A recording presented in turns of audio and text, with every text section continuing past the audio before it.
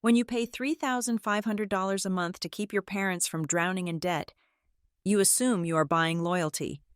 You do not expect to fund a $25,000 lie about a spinal surgery just so your unemployed brother can drive a luxury van. I could have called the cops. Instead, I chose to silently cut the financial oxygen and watch their house of cards suffocate. Bill by unpaid bill. My name is Elena Delgado. I am 32 years old, and until tonight, I thought I knew the exact weight of a human life. I am a critical care nurse, currently working as a travel nurse at Star Lake Meridian Health Campus. I deal in blood pressure ratios, oxygen saturation levels, and the precise milligram dosages required to keep a heart beating when it desperately wants to stop. I am trained to spot a crisis from across a hallway. I am trained to be the calmest person in the room when the monitors start screaming. But as I would learn in the hollow, dead hours of the morning, none of that training matters when the patient is the man who taught you how to ride a bike, and the person screaming is your mother. My apartment in Seattle was drowning in silence. It was a small, overpriced one-bedroom unit that I barely saw in the daylight. I had just come off a 12-hour shift that had actually stretched into 14 hours because of a multi-car pileup on Interstate 5. My body felt like it was made of lead and old concrete.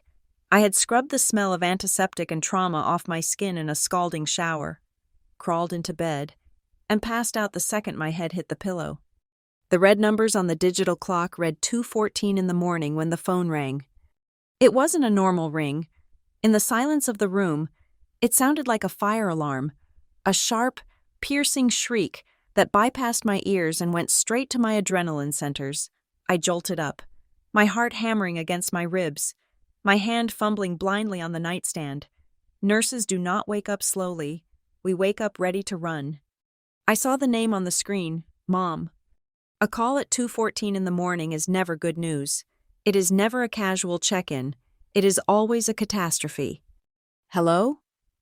My voice was thick with sleep, but my eyes were wide open. Elena. Oh God, Elena, you have to help us.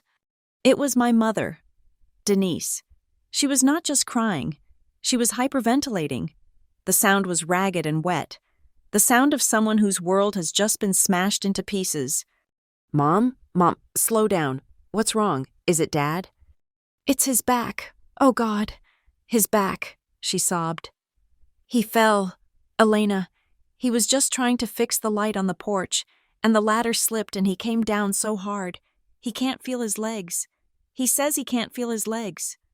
The sleep vanished instantly. My nurse brain kicked into gear. Pushing aside the daughter panic. Mechanism of injury, fall from height. Symptom, loss of sensation in lower extremities. Possible spinal cord compression or transection. This was a code trauma. Okay, listen to me, I said, my voice dropping into that professional, commanding tone I used with hysterical family members in the waiting room. Did you call 911? Is the ambulance there? We're at the clinic, she cried. The ambulance brought us to the emergency center, but they transferred him. They said it's too complicated. They moved him to the Neurospine Institute on the west side. The doctor is here now. Dr. Sterling. They say he is legendary. Elena, they say he is the only one who can fix this type of shatter. I have never heard of a Dr. Sterling, I said, frowning in the dark. I sat up, swinging my legs over the side of the bed. And why aren't you at the county hospital? They have a level 1 trauma center. They said there is no time, Denise shrieked, her voice cracking. The doctor looked at the MRI. He said the bone fragments are pressing on the nerves. If they don't decompress it immediately, the paralysis is permanent. Permanent. Elena, your father will never walk again. He's lying here crying, asking me not to let him be a cripple. My stomach twisted. The image of my father, big, loud, constantly moving Walter, trapped in a wheelchair, was a physical blow. Okay, I said, rubbing my temples. If it is an emergency, they have to operate. That is the law. Mom, they have to stabilize him regardless of ability to pay. EMTALA laws require— No! She cut me off, her voice desperate. This is a private, specialized facility. It is completely out of network. They said because it is an elective specialized procedure to restore function rather than just life-saving stabilization. The insurance won't cover the upfront cost. They need a deposit. Elena, they need it now. That doesn't sound right, I said. The protocols were clashing in my head. Emergency surgery shouldn't require a deposit, but I worked in Washington. They were in Nevada. Maybe the laws were different for private institutes. Maybe the life-saving versus function-saving distinction was a loophole I hadn't encountered. How much? I asked. I can transfer the copay? 500? 1,000? There was a pause on the other end, filled only by the sound of chaotic background noise, beeping monitors, hushed voices, or maybe just the static of a bad connection. $25,000, she whispered. I froze. What? $25,000. Cash wire. Before 8 in the morning. She rushed out the words. They need to book the OR and the specialized team. The doctor said if we don't prep him by 8, the swelling will be too severe and the window of opportunity will close. He'll be paralyzed forever. Elena. Forever. Mom, I don't have $25,000 just sitting around to... I started, but the lie tasted like ash in my mouth even as I said it. I did have it, and she knew I had it. Beside me, the duvet shifted. Ethan groaned and rolled over, squinting in the harsh light of my phone screen. He sat up, rubbing his face, his dark hair a mess. He looked at me, seeing the terror on my face, and instantly became alert. What is it? He whispered. I ignored him for a second, pressing the phone tighter to my ear. Mom, put the doctor on. Let me talk to him. I want to hear the prognosis myself. He's scrubbing in, she wailed. He can't talk. The administration lady is standing right here holding the paperwork. They are threatening to discharge him if we can't show proof of funds. Elena, please, you know we don't have it. You know the bank won't talk to us. That was the hook. That was the piece of reality that made the nightmare believable. I paid $3,500 every single month to cover their mortgage, their car insurance, and their property taxes. I knew their credit score was somewhere in the basement. I knew they had maxed out every card they owned years ago. If a hospital asked them for $25, let alone $25,000, they would be laughed out of the room. I was their safety net. I had always been their safety net. Let me think, I stammered. There is no time to think, Denise screamed. It was a sound I had never heard from her, a primal, terrified sound. It's your father's legs. Are you going to let him be a cripple because you want to hoard your money? Is that what you are? We raised you better than this. He sacrificed everything for you to go to nursing school.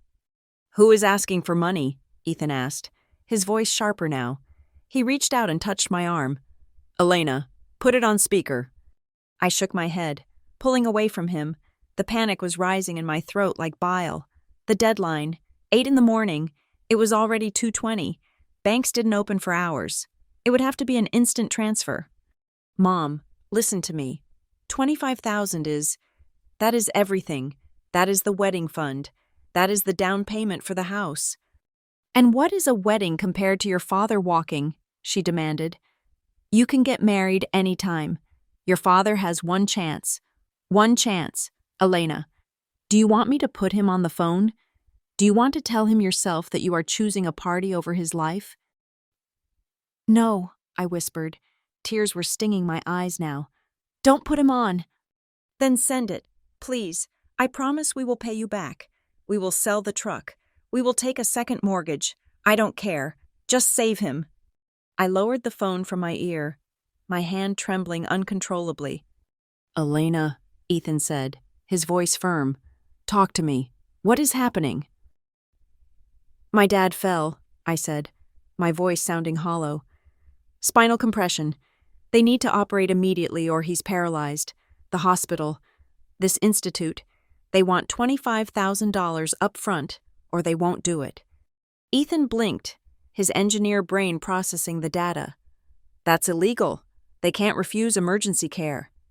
It's out of network, I said, repeating my mother's words, desperate to make them make sense.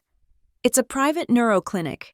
They say it's elective because it's about preserving function, not life. Ethan, they have a deadline, 8 o'clock. That sounds like a scam. Elena, Ethan said, sitting up straighter. Who demands $25,000 at 2 in the morning? Call the clinic directly. Look up the number. I don't have the name. She said neurospine something. Mom is hysterical. She can't even breathe.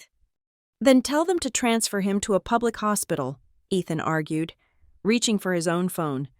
Let me look up hospitals in Reno. We can find a doctor who… There isn't time, I snapped at him, the fear finally exploding out of me. If we move him, we miss the window. If the swelling gets too bad, the nerves die. Once the nerves die, Ethan, they don't come back. Do you want to be the one to explain to my dad why he's in a wheelchair for the rest of his life? Because you wanted to Google some reviews? Ethan recoiled as if I had slapped him. He looked at me, seeing not his fiancée, but a daughter standing on the edge of a cliff. He saw the sheer, blinding terror in my eyes. He knew that if he stopped me, and if my father actually ended up paralyzed, our relationship would never survive the guilt. It's the wedding money, he said softly. It wasn't an argument. It was just a statement of fact. I know, I choked out. I'm sorry, I'm so sorry. Ethan, but it's my dad. He let out a long, defeated breath and ran a hand through his hair. Okay, if you have to do it, do it. We can earn money again. We can't fix a spine.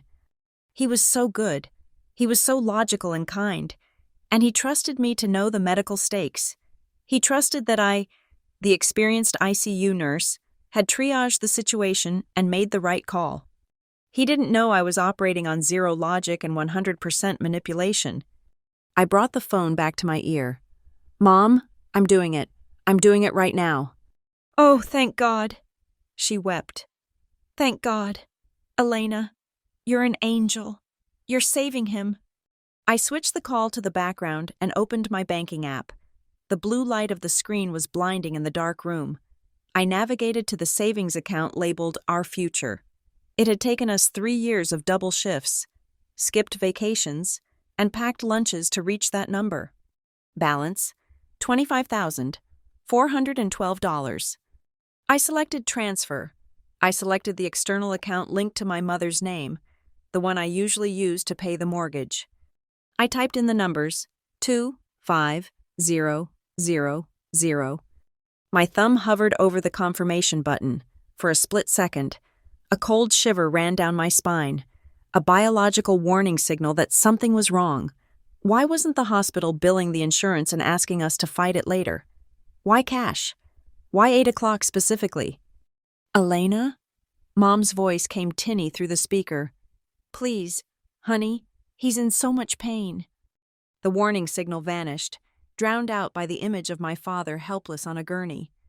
I'm sending it, I said. I tapped confirm. The screen buffered for an agonizing second, a little spinning wheel that represented 3 years of my life. Then, a green check mark appeared. Transfer successful. It's done, I whispered. You have the money. I see it, she said. Her voice changed instantly. The ragged, hyperventilating panic smoothed out into something solid, almost businesslike. Okay, I'll go pay them. I have to go now. Wait, I said. Call me as soon as he is out of surgery. I want to talk to the surgeon. Mom? I will. I have to go. The line went dead. I lowered the phone and stared at the dark screen. The silence rushed back into the room, heavier than before. Ethan wrapped his arms around me from behind, pulling me back against his chest. It's going to be okay, he murmured into my hair. You did the right thing. Money is just money.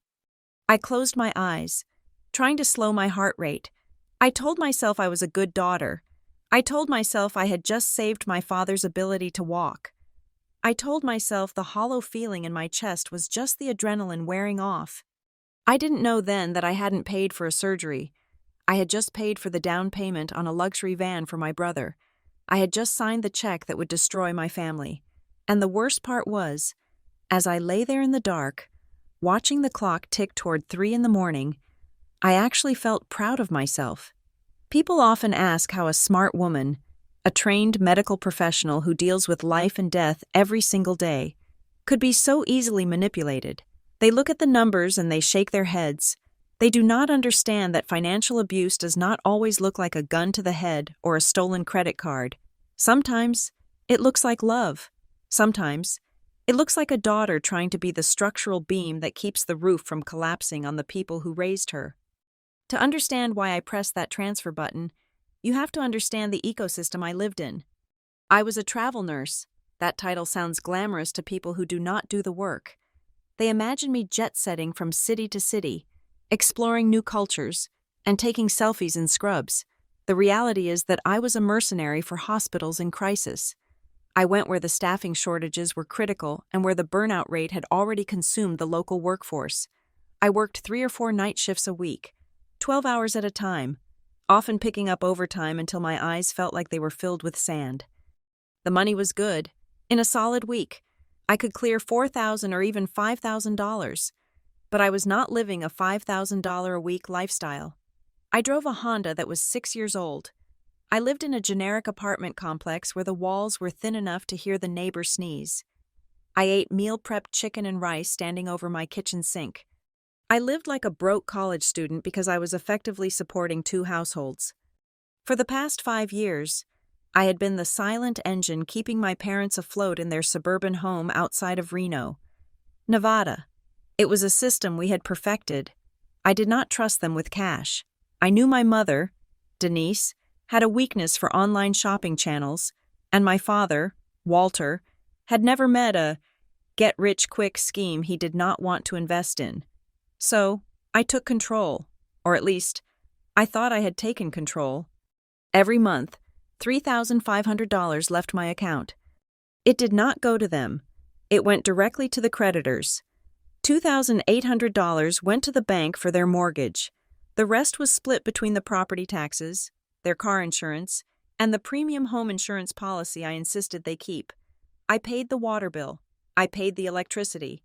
I set up auto pay for everything so that no matter how irresponsible they were with their own meager Social Security checks, the lights would stay on and the roof would stay over their heads. I told myself I was buying security. If I paid the mortgage, they would not lose the house. If they did not lose the house, they would not end up on my doorstep in Seattle. It was a cold, pragmatic calculation, but beneath the pragmatism was that desperate, childlike need to be the good girl. I wanted to be the savior. I wanted to be the one who made it. Every Sunday evening, before my shift started, we would have a video call. This ritual was the price of admission for my financial support. Denise would sit close to the camera, the angle unflattering. Her face always pinched with some new worry. She would spend the first 20 minutes detailing their poverty.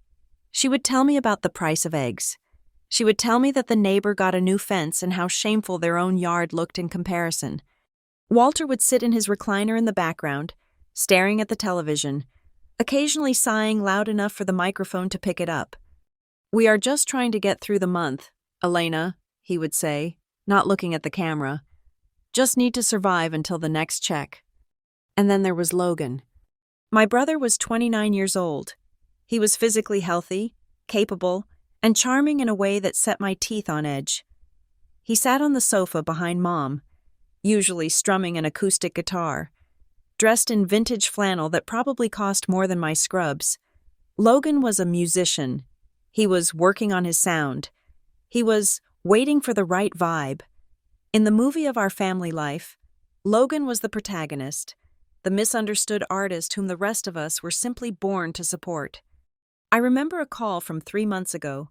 I had just finished a brutal stretch of shifts where we lost 2 patients in one night. I was exhausted. I told my mother that I needed to cut back the support by $500 a month so I could start saving for my own wedding. The reaction was immediate and theatrical. "You want to kill your father?" Denise had gasped, clutching her chest. "You know his heart is weak. Elena, the stress of the bills is the only thing keeping his blood pressure up. If we have to choose between medicine and electricity, what do you want us to do?" From the background, Logan had chimed in, not missing a beat on his guitar strings. It's tough out here. Elle, the industry is brutal. I'm so close to a breakthrough. Don't stress Mom out.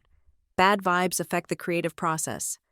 I looked at them, my father feigning frailty, my mother weaponizing guilt, and my brother treating his unemployment like a spiritual calling. And I folded. I always folded. I was the nurse. My job was to stabilize the patient. I treated my family like a critical care case that required constant life support. I convinced myself that without my financial ventilator, they would die. That was my blind spot. I saw them as helpless. I saw them as chaotic and incompetent with money. I never once considered that they were capable of sophisticated, targeted manipulation. I never thought they would use my own medical knowledge against me. When Mom called about the spinal surgery, she bypassed my financial defenses because she triggered my clinical training. She knew I would not send cash for a renovation. She knew I would not send cash for a car. But a medical emergency? A time-sensitive physiological crisis involving the central nervous system? She knew I would speak that language. She knew that when a nurse hears paralysis, the part of the brain that worries about money shuts down, and the part that worries about patient outcomes takes over. She played me perfectly. Back in my dark bedroom, the silence was heavy. The adrenaline from the transfer was fading, replaced by a cold, hollow nausea. Ethan was sitting up beside me, the blue light of the phone illuminating his face. He looked at the banking app over my shoulder. Available balance, $412.15. It was gone. The deposit for the venue, the money for the catering, the safety net we had built, shift by painful shift. It had taken 3 years to save that money, and it had taken less than 3 minutes to send it away. Ethan did not yell. He did not lecture me. That almost made it worse. He wrapped his arm around my shoulders and pulled me close, resting his chin on top of my head.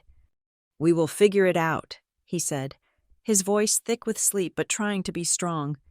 "We can save again. I can pick up some freelance coding work. You can take a few extra shifts next month. It is just money. Elena, as long as your dad walks again, it is worth it." "Yeah," I whispered, staring at the wall. "As long as he walks."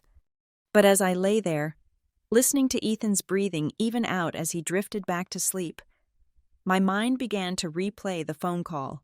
I replayed the tone of my mother's voice. I replayed the urgency. And then, a small, sharp detail snagged in my memory. When I told her the money was sent, she did not ask how I was. She did not say, "I know this is hard for you." She did not ask, "Do you have enough left for rent?" She did not even say, "We love you."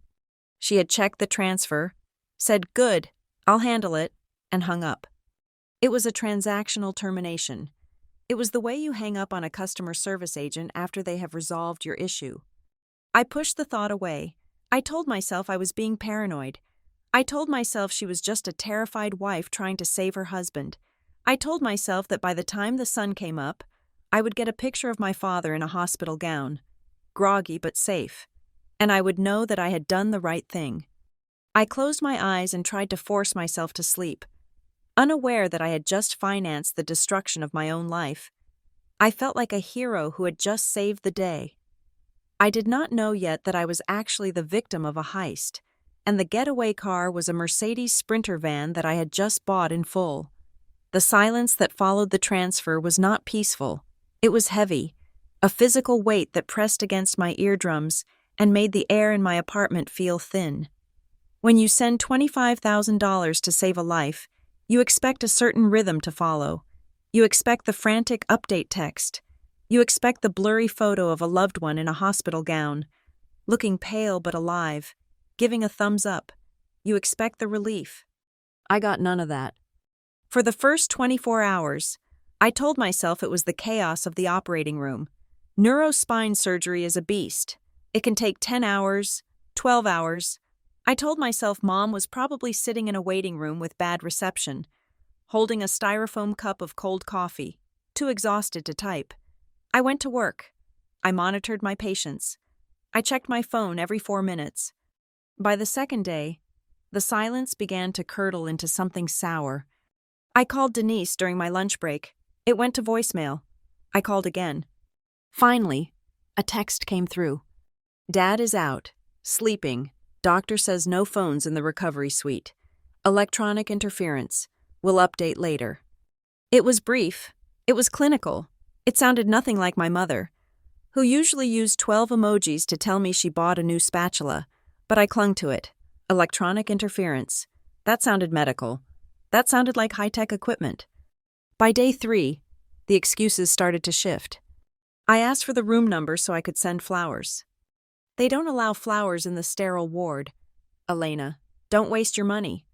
I asked for the name of the surgeon again, so I could look up his post-op protocols. Doctor, Sterling is very private. He doesn't like his patients Googling him. Just trust the process. I asked to FaceTime, just for a second, just to see his face. He is in a lot of pain. Elena, seeing you upset will raise his blood pressure. Do not make this harder on me than it already is. That was the line that shut me up. Do not make this harder. She weaponized her own stress to silence my questions. She made me feel that by asking for proof of life, I was being a burden. I was the selfish daughter making demands on a woman who was vigil beside a paralyzed husband. But Ethan was not her daughter. He was an engineer, and he lived in a world of data points and verifiable facts. He watched me pacing the living room on the 4th night, biting my fingernails until they bled. This does not smell right, he said. He was sitting at the kitchen island, his laptop open. I have been searching for a neurospine institute in Reno or the surrounding Washoe County area. Elena, there isn't one. There is a spinal care center and a neurology department at Renown, but nothing with the name she gave you. It is private, I snapped, defending the lie because if the lie broke, my world broke. It is probably a boutique clinic. Rich people go there. Athletes, they do not advertise on Google Maps. Everyone is on Google Maps, Ethan countered calmly. And even if they are a secret society of spine surgeons, they have a phone number. Give me a number. Elena, I want to call the nurses' station and ask how he is doing. I can't, I whispered. Mom said no calls. Because of electronic interference? Ethan looked at me, his eyebrows raised. We are not in the 1990s. You work in an ICU. You have an iPhone in your pocket while you run ventilators. Do they have a magical signal jammer in Reno? I turned away from him, washing a dish that was already clean. You don't understand their situation. I understand that 5 days have passed, Ethan said, his voice dropping an octave, becoming serious. And you have not seen a single piece of paper, no admission form, no consent form, no post-op instructions, nothing. The 5th day was the breaking point. I came home from a shift that had been particularly brutal. We had a patient code 3 times. I was physically wrecked. I walked into the apartment, and Ethan did not greet me with a hug. He was sitting on the sofa, my laptop open on his knees. Sit down, he said. I need a shower. Ethan, I have patient fluids on my scrubs. Sit down, he repeated. It wasn't a request. I sat on the edge of the coffee table, still smelling like antiseptic. Ethan turned the laptop around so the screen faced me. It was the login page for my father's health insurance portal, the one I paid for, the one I managed because Walter could not figure out how to reset a password. Log in, Ethan said. Why? Because I called an old buddy of mine who works in medical billing, Ethan said. I asked him about out-of-network emergency procedures. He said that even if a doctor is out of network, even if you pay cash up front, the hospital still files a claim. They have to. They file it to show that the deductible was met, or to get a denial letter so the patient can write it off on taxes. The anesthesiologist bills separately, the facility fees bill separately, pathology bills separately. My fingers hovered over the keyboard. I knew what he was saying.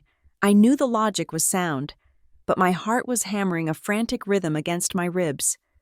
If there was a surgery 5 days ago, Ethan said softly, there would be a record. There would be a pending claim. There would be an inquiry. Log in. Elena. I typed the password, Walden78. The screen refreshed. The little blue circle spun. Welcome, Walter. I clicked on the tab marked Claims and Activity. My eyes scanned the list. I was looking for a date from 5 days ago. I was looking for words like surgical prep, anesthesia, inpatient care, radiology. The list was static. The last entry was from 3 months ago. A prescription refill for lisinopril. $10 copay. Above that? Nothing. White space. Maybe the system is slow, I said, my voice trembling. Maybe because it is a private clinic. They batch their billing. It could take weeks to show up. Elena, Ethan said, leaning forward. Look at the pre-authorizations tab. I clicked it. Empty. If it was a spine surgery, even an emergency one, they would have run a benefits check. Ethan explained, his logic tearing through my denial like a scalpel. They would have pinged the insurance to see if there was any coverage at all before demanding cash. There is no ping. There is no inquiry. No one has looked at this policy in 3 months except for you. Right now. I stared at the screen. The white space seemed to grow, swallowing the room. It means nothing, I said, but the conviction was gone. There was a cold, hard stone forming in my stomach. It was the feeling you get when you miss a step on a staircase in the dark. The sickening drop. It means there was no surgery, Ethan said. He didn't say it with malice. He said it with sadness. Elena, nobody cut him open. Nobody put screws in his spine. He is not in a recovery suite. You don't know that. I stood up, slamming the laptop shut. You don't know them like I do. My mother was hyperventilating. I heard her. You can't fake that kind of panic. You think they would make up a paralysis? You think my dad would pretend he can't walk? He is a proud man. Ethan, he wouldn't do that. $25,000 is a lot of motivation to swallow your pride, Ethan said quietly. I looked at him, and I hated him in that moment. I hated him because he was making sense. I hated him because he was stripping away the one thing that made the loss of my savings bearable. The idea that I was a hero. If there was no surgery, I wasn't a hero, I was a fool. I paced the room. 1 turn, 2 turns. If I stayed here, the doubt would eat me alive. I would go to work tomorrow and I would kill a patient because I was distracted wondering if my father was walking around his kitchen or lying in a hospital bed. I stopped pacing. I looked at the clock. It was 11:30 at night. Pack a bag, I said. Ethan looked up. What? We are going to Reno, I said. The decision hardened in my chest, cold and sharp. It is a 7-hour drive.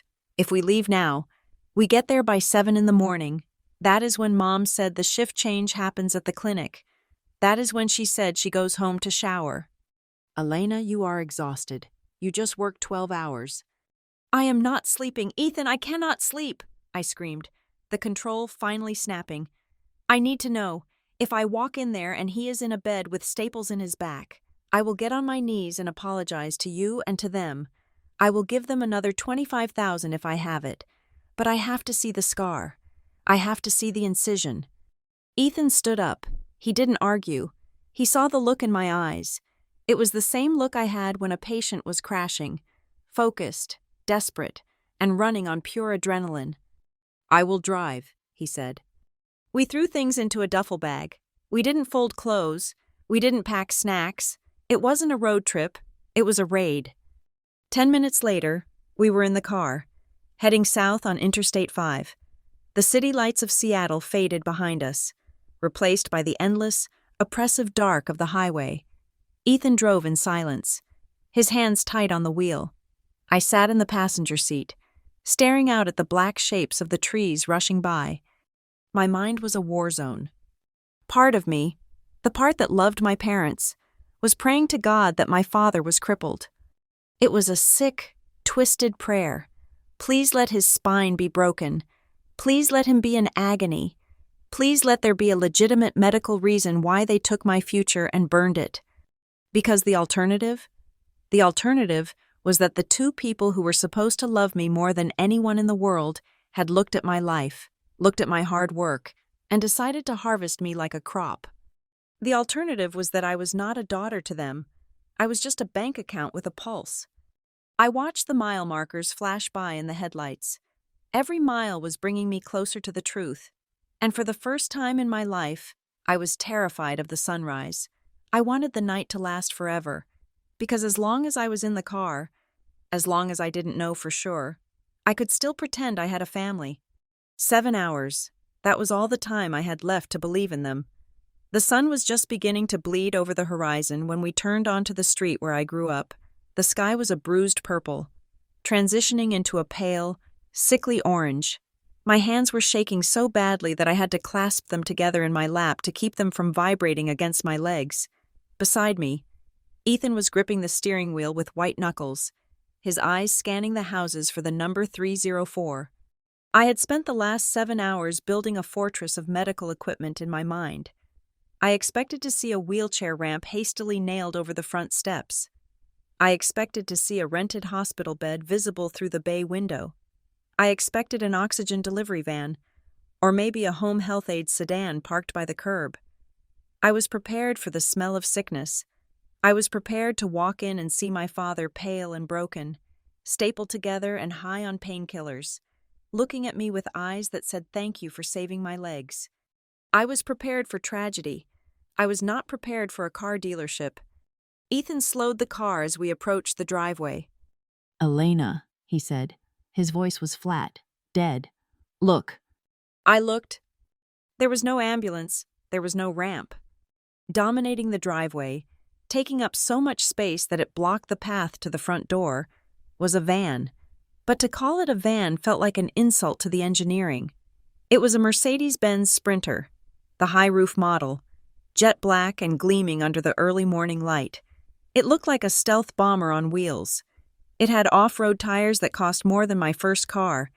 It had a custom roof rack. It had a side ladder.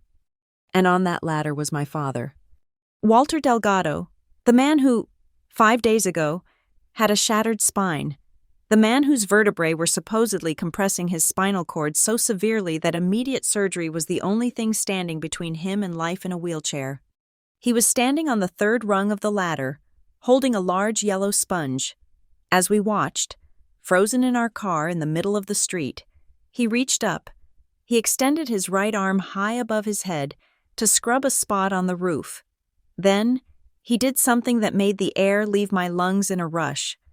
He twisted. He rotated his torso 45 degrees to dip the sponge into a bucket hanging from the rack, then twisted back with fluid. Painless ease. I am a nurse. I know anatomy. I know what a compromised lumbar region looks like.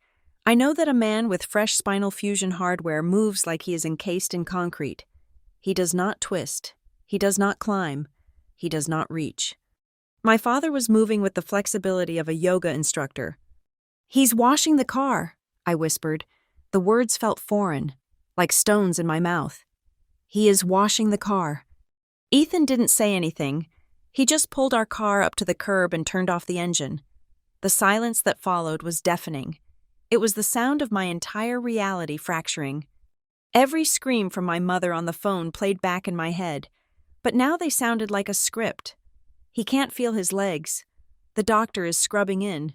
The window is closing. I opened the car door. My legs felt numb, but I forced them to move. I stepped onto the pavement. The morning air was crisp and smelled of wet pavement and pine needles. It was a beautiful morning. It was the worst morning of my life.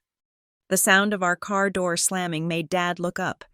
He froze, the yellow sponge hovering in midair. He looked at me. He looked at Ethan, and for a second, I saw the panic. I saw the calculation behind his eyes. But before he could speak, the front door of the house swung open. "Morning, Pops. Did you get that bird crap off the solar panel yet?" It was Logan. My brother stepped out onto the porch, barefoot, wearing a vintage oversized band t-shirt and pajama pants. He was holding a steaming mug of coffee in one hand and scratching his messy hair with the other. He looked rested. He looked happy. He looked like a man who did not have a care in the world. He saw us standing there and his face lit up, not with guilt, with pure, unadulterated excitement. "Elena! Ethan!" He bounded down the steps, bypassing Dad on the ladder. "Holy cow! What are you guys doing here? Did you come to see the beast in person? He gestured grandly to the black van. Check her out. Logan beamed, patting the hood of the vehicle like it was a loyal dog. She is a beauty, right? 23 model, diesel engine. We got the extended wheelbase so I can fit the full sound system in the back. This is it. This is the ticket. The West Coast tour starts next month, and we are going to be rolling in style. No more sleeping in motels. Van life. Baby. I stood there, staring at him. I could feel the blood draining from my face. My hands were clenched into fists at my sides. The tour, I repeated. My voice sounded thin, barely a whisper. Yeah, the dream. Logan took a sip of his coffee, completely oblivious to the radioactive tension radiating off me. And hey, seriously, thank you. I mean it. Mom told us you came through with the deposit. You are a legend. The deposit, I said again. Yeah, the $25,000, Logan said, nodding enthusiastically. That was the clutch play. See, the dealer wouldn't let us take it off the lot without 20% down because it is a custom order. But once you wired that cash, boom, the financing unlocked. The bank covered the other $35,000 no problem. I felt Ethan step up beside me. I could feel the heat of his anger, a silent furnace next to my freezing shock. The bank gave you a loan? Ethan asked. His voice was dangerously calm. I thought your parents couldn't get approved for a toaster oven. Logan laughed, waving his hand dismissively. Man, that is what we thought too. Mom was stressing, saying her credit was trash. But when the finance guy at the dealership ran the numbers, it was crazy. Their credit score came back at 760. 760? Can you believe that? The guy said they were VIP tier. He said with a history of on-time mortgage payments like that, they could have bought 2 vans. The world stopped spinning. The final piece of the puzzle slammed into place, and it wasn't a picture of a surgery. It was a picture of me. 760. That was my score. Well, it was their score, but I had bought it. I had built it. For 5 years. Every single month. I had paid their mortgage. I had paid their insurance. I had paid their taxes. I had never missed a payment. I had never been late. I had painstakingly, lovingly repaired their financial reputation, brick by brick, dollar by dollar. I thought I was keeping a roof over their heads. In reality, I was grooming their credit profile so they could qualify for a luxury loan to buy a toy for my unemployed brother. I had not just given them the down payment, I had given them the credibility to borrow the rest. I had forged the very knife they used to stab me in the back. Elena? The voice came from the porch. I looked up past the shiny black van, past my father who was now slowly climbing down the ladder with his head down. Denise was standing in the doorway. She was wearing her floral bathrobe. She looked at me, and for a split second, her face crumbled. It was a look of pure terror, the look of a child caught with their hand in the cookie jar. But then, I watched a transformation that chilled me to the bone. She took a breath, she smoothed her hair, she forced the corners of her mouth up. She decided, in real time, to brazen it out. "Elena!" she called out, her voice pitching up into a fake, sing-song delight. "Oh my goodness! You drove all the way down? Why didn't you tell us? We would have made breakfast. Walter, honey, get down from there. Your daughter is here." She walked down the steps, arms open, coming toward me for a hug. She was going to play the game. She was going to pretend that the phone call at 2 a.m. never happened. She was going to pretend that spinal paralysis was just a figure of speech. I watched her come closer. I saw the woman who had birthed me. I saw the woman who had screamed into the phone that my father would be a cripple forever. She stopped 3 feet away from me because I did not move. I did not open my arms. I stood as still as a statue. "Elena?" she faltered, her smile wavering. "You look tired. Honey, come inside. I'll make coffee." I looked at her. I looked at the van. I looked at my father, who was now standing on the driveway, wiping his hands on a rag, refusing to meet my eyes. He was walking perfectly fine. No limp, no brace, no pain. "Mom," I said. Yes, honey? Where is the surgery? The question hung in the air between us. It was heavy and sharp. Where is the Neurospine Institute? I asked, my voice rising just a fraction. Where is Dr. Sterling? Where is the shattered vertebrae? Where is the paralysis? Denise blinked rapidly. She looked at Logan, then at Walter, then back to me. She laughed, a nervous, high-pitched titter. Oh, Elena. You know how doctors are, she said, waving her hand as if swatting away a fly. They exaggerate. They always give you the worst-case scenario. Exaggerate? I stepped forward. You said he was paralyzed. You said if I didn't send $25,000 by 8 in the morning, he would never walk again. And thank God you did, she interrupted, her voice gaining a defensive edge. The deposit, well, it helped us sort things out. It relieved the stress. And you know stress is the killer. Elena, once the stress was gone, your father's back just released. It was a miracle. Really, it was a miracle. A miracle, I repeated. I pointed at the van. And the van? Is that a miracle too? Did the $25,000 miraculously transform into a Mercedes Sprinter? That is for the family, Denise said, her chin going up. It is an investment. Logan is going to make it big, and he needs reliable transport. We are supporting his dream. That is what families do. Elena, we support each other. She said it with such conviction. She truly believed that stealing my wedding fund to buy a tour bus was a noble act of parenting. I looked at the van again. It sparkled in the sun. It was worth $60,000. It had leather seats and a navigation system and probably a fridge in the back. It was my wedding. It was my house. It was my 3 years of double shifts and missed holidays and sleeping in waiting rooms. It was parked right there, staring at me. I didn't scream. I didn't cry. I felt something inside me snap. It wasn't a loud snap. It was the quiet, final sound of a bridge collapsing into the sea. I looked at Ethan. He was waiting for my cue. He was ready to fight, ready to yell, ready to call the police. But I just looked at the van, and then I looked at my parents. You lied, I said. It wasn't a question. You lied about a surgery to steal my money. We didn't steal, Walter shouted from the back, finally finding his voice. We are your parents. You owed us. After everything we did for you, you make $5,000 a week. You think we don't know? You are rich, and you begrudge your brother a chance at a career? There it was, the truth. They didn't see me as a person. They saw me as a resource, and they felt entitled to harvest me whenever they wanted. I took a deep breath. The morning air didn't smell like pine anymore. It smelled like rot. The driveway had become a courtroom, but there was no judge, no jury, and certainly no bailiff to keep order. There was just the morning sun, harsh and unforgiving, illuminating the dust motes dancing around the shiny black metal of the Mercedes van. My mother, Denise, did not miss a beat. She saw the accusation in my eyes, and she pivoted.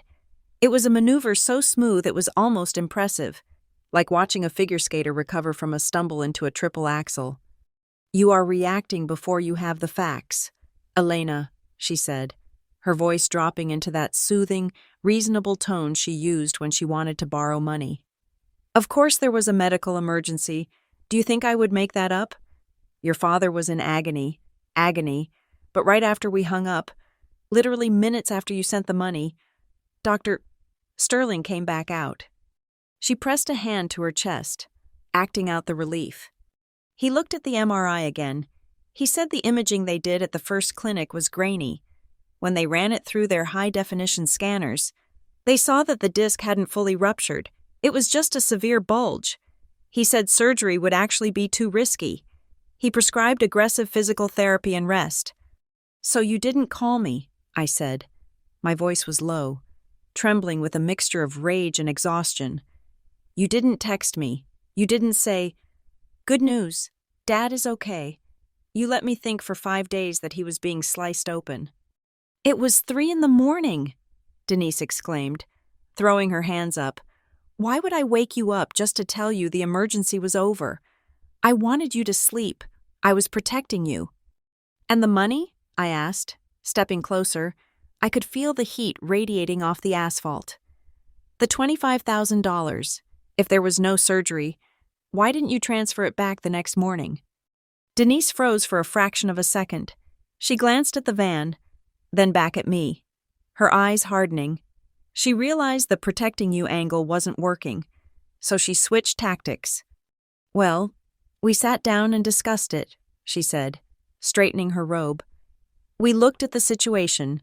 The money was already here. The bank had already cleared it, and we thought about Logan.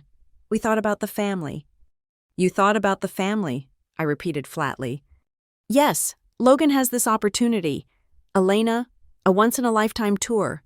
But he needed a vehicle that was reliable, safe. You know how dangerous those old vans are. We decided to reallocate the funds. It is an investment, a family investment." "An investment," I said, choking on the word. "You took my wedding fund. You took the down payment for my house, and you invested it in a depreciating asset for a brother who hasn't held a job since 2019. "Hey, hold on," Logan interjected. He stepped off the porch, his bare feet slapping against the concrete. He looked genuinely offended. "That is not fair. I am working. Music is work. Just because I don't punch a clock at a hospital doesn't mean I'm not grinding. And this van? It's a business asset. We did the math. If we hit 20 cities, the merch sales alone will cover the payments." He looked at me with wide, innocent eyes. He truly believed it. He truly believed that stealing my life savings to buy a $60,000 touring rig was a sound financial strategy.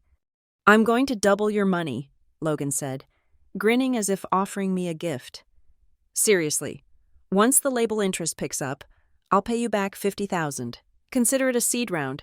You're like an angel investor." "It is not investing when you lie to get the capital," Ethan said. His voice cut through the air like a whip. He stepped forward, positioning himself between me and them. He wasn't shouting. He was speaking with the cold, terrifying precision of an engineer who has identified a critical failure in the system. "It is called wire fraud," Ethan said. "It is a federal crime. You solicited funds across state lines under false pretenses. You claimed a medical emergency that did not exist to extract $25,000. In the eyes of the law, that is theft by deception." The air on the driveway changed. The word crime hung there, ugly and undeniable. Denise's face went blotchy. "How dare you?" she hissed, turning on Ethan. "You come onto my property and accuse me of being a criminal? I am her mother. There is no fraud between family. We share resources. That is what families do." "No," Ethan said. "That is not what families do. That is what parasites do." "Ethan," I warned, but I didn't stop him.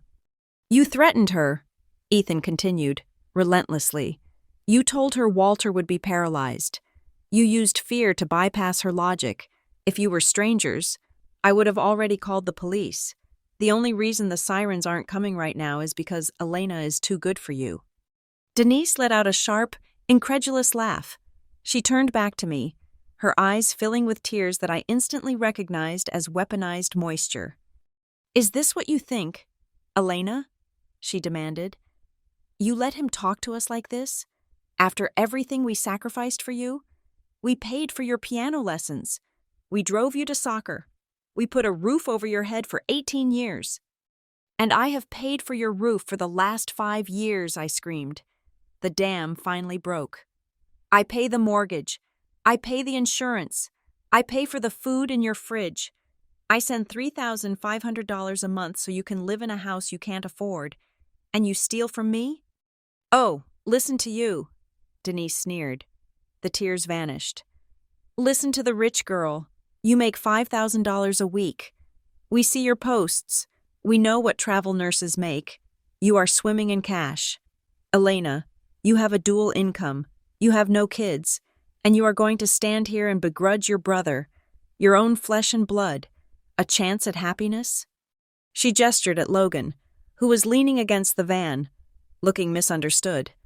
"Look at him!" Denise shouted. "He has a dream. He has a soul. You have a career. You are practical. You are fine. You can make that $25,000 back in 2 months of overtime. For us, that money is life-changing. Why are you so greedy? Why do you need to hoard it all when we are struggling?" I stood there, feeling the wind knocked out of me. I was greedy. I worked 12-hour shifts. I cleaned vomit and blood. I held the hands of dying strangers. I stood on my feet until my veins throbbed. I ate cold sandwiches over trash cans. And because I did that, because I was competent, because I was successful, I had forfeited my right to own anything. My success was their property. My stability was their ATM. "I am not greedy," I whispered. "I am tired, Mom. I am just so tired." "Then stop being dramatic," she snapped. "We didn't steal it. We used it, and we will pay you back eventually. But don't you dare stand there and act like a victim. It is unbecoming. You are the strong one, Elena. Act like it." I looked past her. I looked at the one person who hadn't spoken. Walter. My father was still standing by the front tire. He had a microfiber cloth in his hand. Throughout the entire screaming match, through Ethan's threats of jail, through my breakdown, through Denise's gaslighting, he had not stopped cleaning the rim of the wheel. He was polishing the chrome. He was focusing intently on a smudge of dirt, rubbing it in small, circular motions.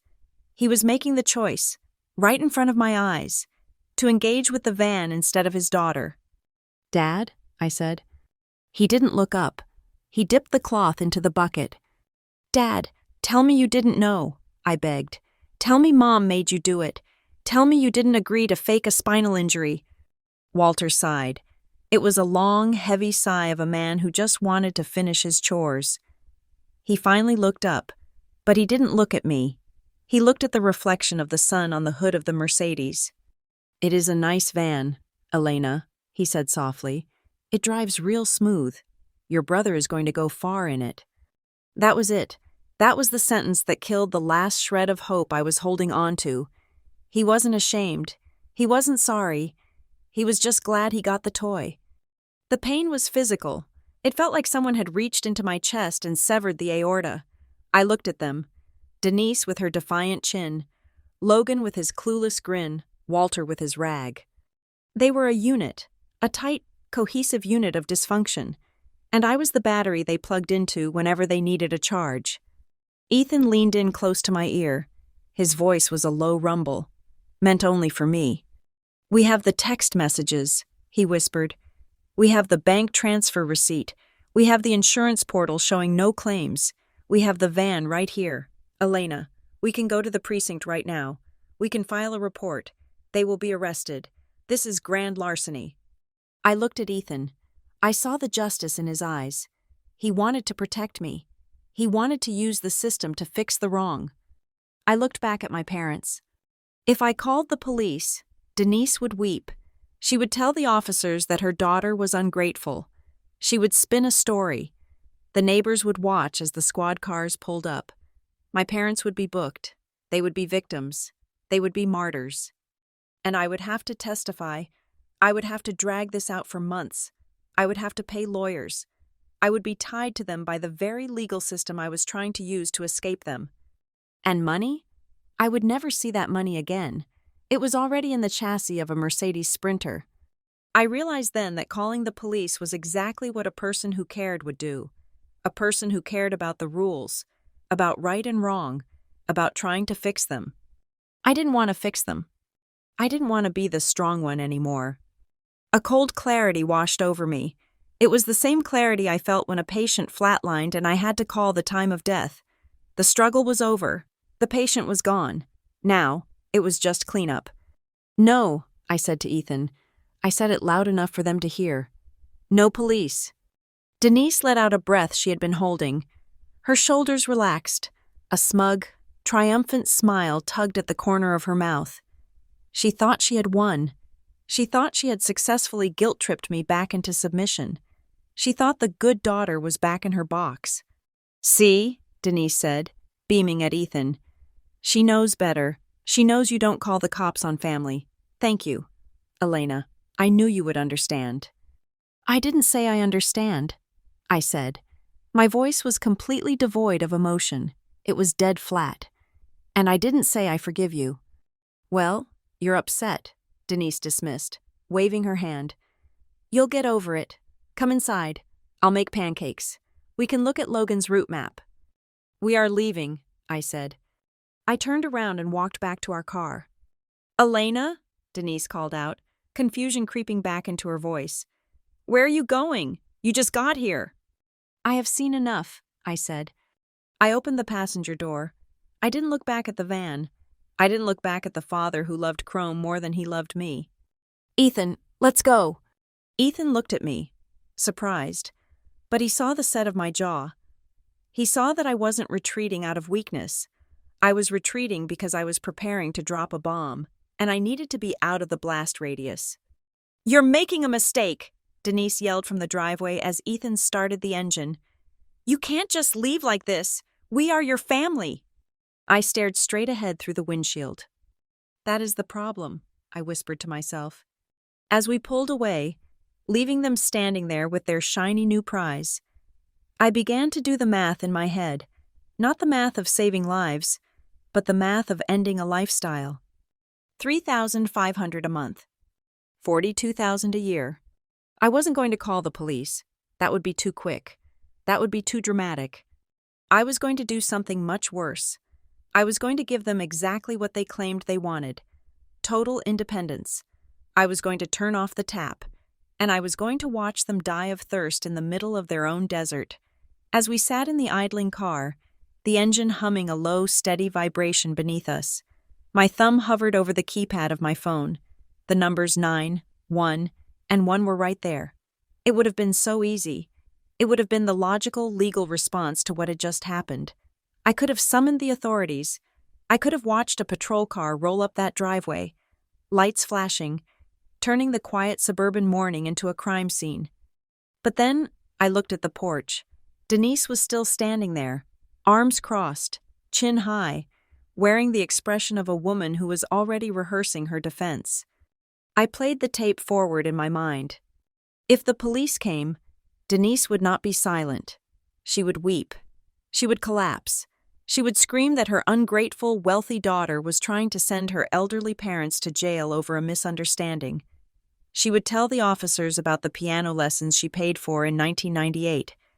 She would call the neighbors over to witness her martyrdom. The police would look at the shiny van, look at the weeping mother, and look at me, the cold, professional nurse standing apart from the family unit. It would be a circus, and in a circus, the clown is the star. I would be giving her exactly what she craved, an audience, a crisis, and a villain to blame. I would be tethered to them for months, maybe years, through court dates and depositions. I would still be a character in their story. I did not want to be in their story anymore. I wanted to be redacted. I rolled down the window. The electric motor whirred, breaking the standoff silence. Denise took a step forward, her face brightening, expecting an apology. She expected me to say I was tired and overreacting. She expected the checkbook to open back up. You said the van is an investment, I said. My voice was calm, carrying across the 10 feet of concrete between us. You said Logan is going to double the money. He will, Denise insisted, gesturing to my brother who was still admiring his reflection in the tinted glass. It is a business, Elena. You need to have vision. Good, I said. Then since Logan is the golden investment, he can pay the bills from now on. Denise rolled her eyes. It was a gesture of supreme dismissal, the way one dismisses a toddler threatening to run away from home. Don't be dramatic, Elena, she scoffed. You are upset about the wedding money. We get it, but you aren't going to let us starve. You aren't going to let the bank take the house. You are a good girl. You'll cool off by next week. Watch me, I said. I rolled the window up. I didn't wait for her response. I nodded to Ethan, and he put the car in gear. We backed out of the driveway, the tires crunching over the gravel. I didn't look back. I didn't look at the house where I grew up. I didn't look at the van that cost me my future. I kept my eyes fixed on the road ahead. The drive back to Seattle was 7 hours of silence, but it was not an empty silence. It was the silence of a surgeon standing over an operating table, preparing to make the final, necessary incision to remove a gangrenous limb. Ethan focused on the road, glancing at me every few minutes with concern. He saw me unlock my phone. He saw the cold blue light of the screen illuminate my face. He didn't ask what I was doing. He knew. I opened my banking app. For 5 years, this app had been the control panel for my family's survival. I had set up an intricate web of automatic transfers and bill pays, designed to bypass their incompetence. I was the pacemaker keeping their financial heart beating. Now, I was about to remove the batteries. I navigated to the Scheduled Transfers tab. First was the mortgage, $2,800, scheduled for the first of every month. That number represented 3 12-hour shifts on my feet. It represented 3 nights of missed sleep, 3 nights of managing airways and cleaning bedpans. I tapped the line item. The app asked me, "Are you sure you want to cancel this recurring payment?" I didn't hesitate. I didn't feel a pang of guilt. I felt the specific, clinical satisfaction of stopping a hemorrhage. Confirm. The line item vanished. Next was the car insurance. The policy covered my parents' sedan and, presumably, would soon be asked to cover the van. $240 a month. Cancel. Property taxes. $150 a month into an escrow account. Cancel. The utilities, the water, the electricity. Cancel, cancel, cancel. It took less than 2 minutes. With a few taps of a glass screen, I had dismantled a safety net that cost me $3,500 every 30 days. I watched the total scheduled outflow number drop from 3,500 to 0. It was breathtaking. It was the financial equivalent of extubation. I had pulled the tube. Now, they had to breathe on their own. But I wasn't done. I opened a browser window and navigated to the health insurance portal. The irony was not lost on me. They had used a lie about a health crisis to rob me, so it was only fitting that the consequences would strike their actual healthcare access. I was the primary account holder.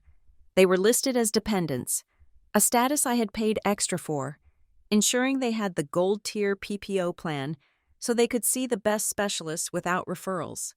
I went to the Manage Dependents section. I selected Walter Delgado. I selected Denise Delgado. I clicked Remove from Plan. The site gave me a warning in red text.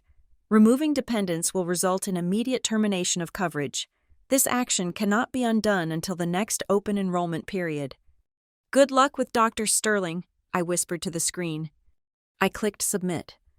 I laid the phone on my lap and looked out the window. The Oregon landscape was rushing by, a blur of green and gray. I felt lighter, physically lighter. The pressure in my chest, a pressure I had carried for half a decade, was dissipating. "What did you do?" Ethan asked quietly, keeping his eyes on the interstate. "I stopped the bleeding," I said. "Everything?" "Everything. The mortgage, the insurance, the taxes, the utilities." Ethan gripped the steering wheel tighter. "Elena, they have no income. Denise's Social Security barely covers food. Walter's pension is a joke. If you stop paying the mortgage, they will lose the house. It won't take long. 3 months, maybe 4. They have a $60,000 van in the driveway," I said, my voice devoid of pity. "They can live in that?" "This is nuclear," Ethan said. "When they realize what you have done, it is going to be a war. They will come after you. They will scream. They will show up at the hospital."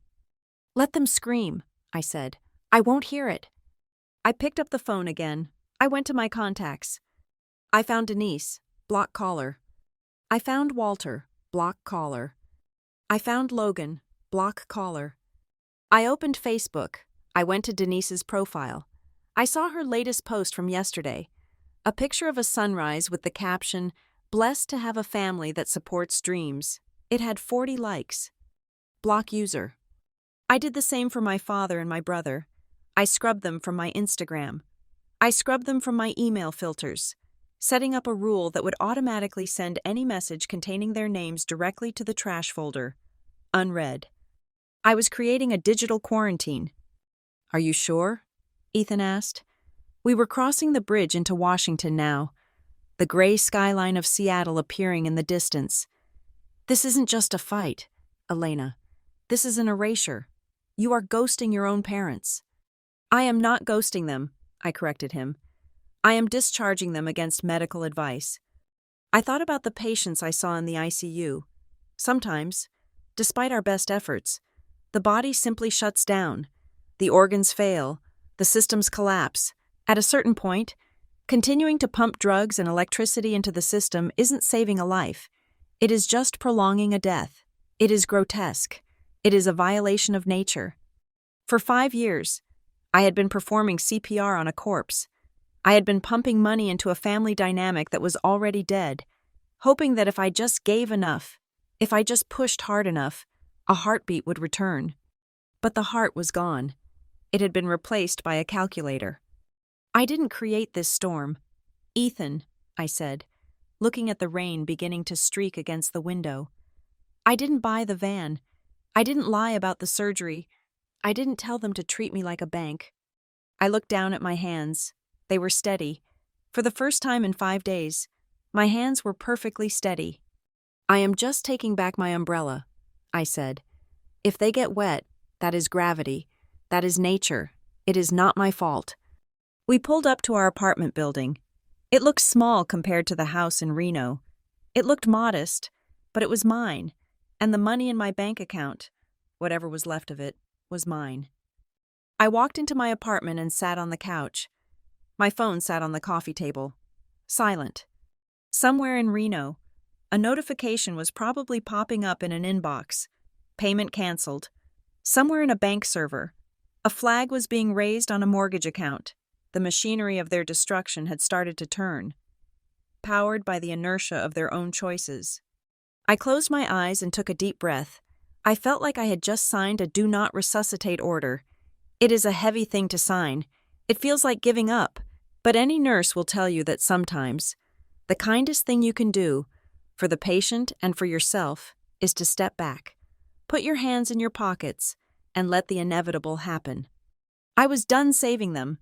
Now, I had to save myself. The first dispatch from the front lines arrived 3 days after I returned to Seattle. It appeared on my phone screen during a quiet moment in the medication room, a single vibration that signaled a breach in the digital wall I had erected. It was not from my parents. It was from a number I had not saved, but instantly recognized. I saw the van. It is hideous. I heard Denise's version of the story. If you need eyes on the ground, I am here. Just say the word. It was my Aunt Ruth. Ruth was my mother's younger sister, but they might as well have been different species. Where Denise was theatrical, Ruth was stoic.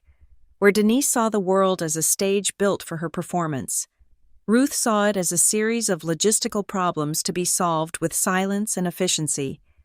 She had distanced herself from the family drama years ago. Tired of the constant requests for loans and the emotional vampirism, she lived only 10 miles from my parents in Reno, but they spoke maybe twice a year. I typed back immediately. Don't give them my new number. Don't tell them we are talking. Just tell me what is happening. The truth only. Her reply came 10 seconds later. Understood. Consider me your surveillance camera. And just like that, I had a spy. For the first month, Ruth's updates were a study in human delusion. They read like field reports from a kingdom that did not know it had already been conquered. According to Ruth, the Mercedes Sprinter van had become the centerpiece of my mother's social life. On the first Sunday after the surgery incident, Denise drove it to church. She parked it in the handicap spot right near the front entrance, ensuring that every parishioner had to walk past the gleaming black monolith to get to the sermon. Ruth texted me. She is telling the choir director that the van was a gift from you. She is calling it a blessing for the ministry of music. She told the pastor that God provided a chariot for Logan's talent. I read the text while standing over a ventilator, adjusting the PEEP settings for a patient with acute respiratory distress. A dry, humorless laugh bubbled up in my throat. A chariot. My mother had taken a crime and baptized it. A few days later, Ruth sent a link to a live stream. It was Logan. He was sitting in the driver's seat of the van, the leather looking pristine and expensive. He was holding his guitar, filming himself with a wide-angle lens. "Big things coming, guys," Logan was saying to his 12 viewers. "Just finalizing the route for the West Coast tour. We are going to be hitting San Francisco, Portland, maybe even Vancouver. The support has been unreal. Shout out to the family for believing in the vision.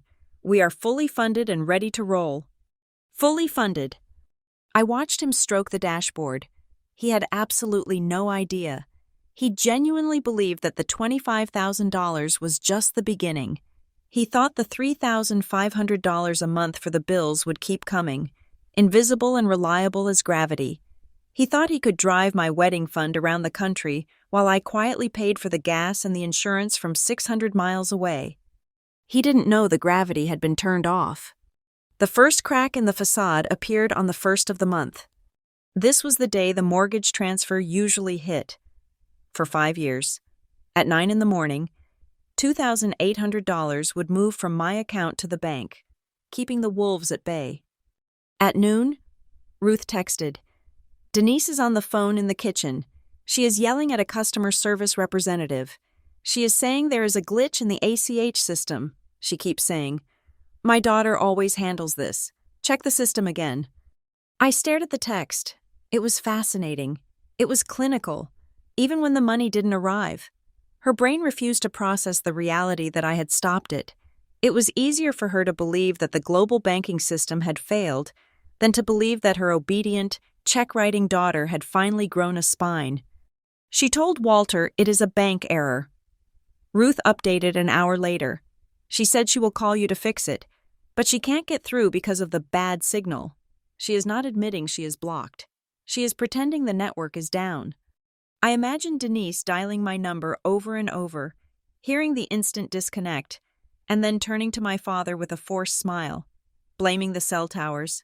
She was buying time. She was borrowing minutes against a debt she couldn't pay. By the second week of the month, the letters started arriving. I knew this because I had transferred all the billing addresses to their house before I cut the cord. I used to intercept the red envelopes so they wouldn't worry. Now, the postman was delivering reality directly to their mailbox. Walter brought in the mail. Ruth reported. He looked confused. There was a notice from the insurance company. Policy cancellation warning. He asked Denise why the premium wasn't paid. Denise told him it was part of the same banking glitch. She said she sent you an email. I had indeed received an email. It was in my trash folder, which I checked once a week just to monitor the threat level. The subject line was in all caps. "Urgent banking error, call immediately." I didn't open it. I just looked at the subject line, felt a pulse of satisfaction, and deleted it forever. The breaking point of their denial came in the 3rd week. It wasn't the mortgage that broke them. Foreclosure takes time, and banks are slow. It was the electricity. I had canceled the utility autopay. The power company in Reno is aggressive. If you are past due and you cancel the autopay without setting up a new source, they send a technician. Ruth's text that afternoon was short. "Power flicker. Brownout warning. They need $300 by Friday or it goes dark." I waited. I wanted to see what they would do. Would they get jobs? Would Logan sell one of his 3 guitars? Would Walter pick up a shift at the hardware store where he used to work part-time? No. They did exactly what I should have predicted. They cannibalized their past luxuries to feed their current pride. "Denise is selling the Breville," Ruth texted on Thursday. I paused. The Breville Barista Express. It was an $800 espresso machine I had bought them for Christmas 2 years ago. It was stainless steel, professional grade. Walter loved that machine. He spent 20 minutes every morning dialing in the grind size, acting like a barista in Rome. It was his pride and joy. "She put it on Marketplace," Ruth continued, listing it for $400. She told Walter they don't need it because coffee is bad for his blood pressure. She is rewriting history to justify the sale. I pictured the machine sitting on their kitchen counter. I pictured my father polishing the chrome, just like he polished the van, only to watch a stranger carry it out the front door for half its value. I was in the break room when I read that message. Ethan was there, dropping off a lunch for me because I had pulled a double shift. He watched me look at the phone. He watched the corner of my mouth twitch upward. "What is it?" he asked, sitting down opposite me. "They are selling the coffee machine," I said, "to pay the electric bill." Ethan looked at me. He looked for malice. He looked for that dark, vindictive joy that people get when they get revenge, but he didn't see it. "You're smiling," he noted softly. "I am," I admitted, "but not because they are suffering. Ethan, I am smiling because for the first time in 5 years, the math is balancing." "The math?" "Input equals output," I said, tapping the table. "Action equals reaction. For 5 years, I defied the laws of physics for them. They spent money they didn't have, and I fixed it. They made bad choices, and I cushioned the fall. I suspended gravity. Now, I just turned gravity back on. That $400 they get for the coffee machine, that is real. That is the actual value of their assets. It is honest." Ethan nodded slowly. "It is the truth coming home to roost." "Exactly," I said. "It is just physics." That night, on the floor, I felt a lightness that I hadn't felt since nursing school. Usually, a 12-hour shift left me feeling heavy, carrying the weight of every patient's pain in my shoulders. But tonight, I moved from room to room with a strange, buoyant energy. I adjusted a drip for a patient in bed 4. I checked the vitals for a post-op in bed 6. I was saving them. I was intervening. I was stopping the natural course of death and injury because that was my job. And these people deserved it. They were innocent. They were sick. My family was not sick. They were just parasites who had finally been detached from the host. Ruth sent one last message before I clocked out that night. "The machine sold. $350. They paid the power bill. But the mortgage is now 20 days late. The bank called the house phone. I heard the ring. Denise let it go to voicemail." I looked at the text. 20 days late. The late fees would be kicking in now. $50 here, $100 there. The compound interest of negligence was starting to accrue. I put the phone in my pocket. I didn't reply. I didn't need to. I walked out of the hospital into the cool Seattle rain. I took a deep breath, filling my lungs with air that felt clean and sharp. I had lost $25,000. I had lost the family home. I had lost the illusion of having parents who loved me. But as I walked to my car, I realized I had gained something far more valuable. I had my paycheck, and when it hit my account on Friday, every single cent of it would stay there. The good daughter was dead. She had died on a driveway in Reno. The woman who replaced her was colder, harder, and infinitely more free. And as I drove home to Ethan, I realized that watching their slow, inevitable collapse wasn't a tragedy.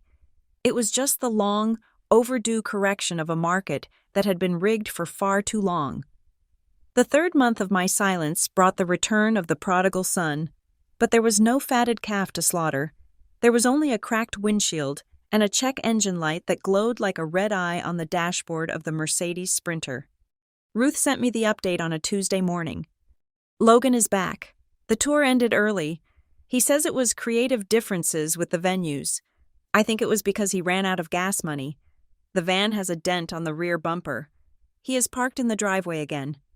I read the message and felt a cold, flat sense of confirmation. Of course the tour failed.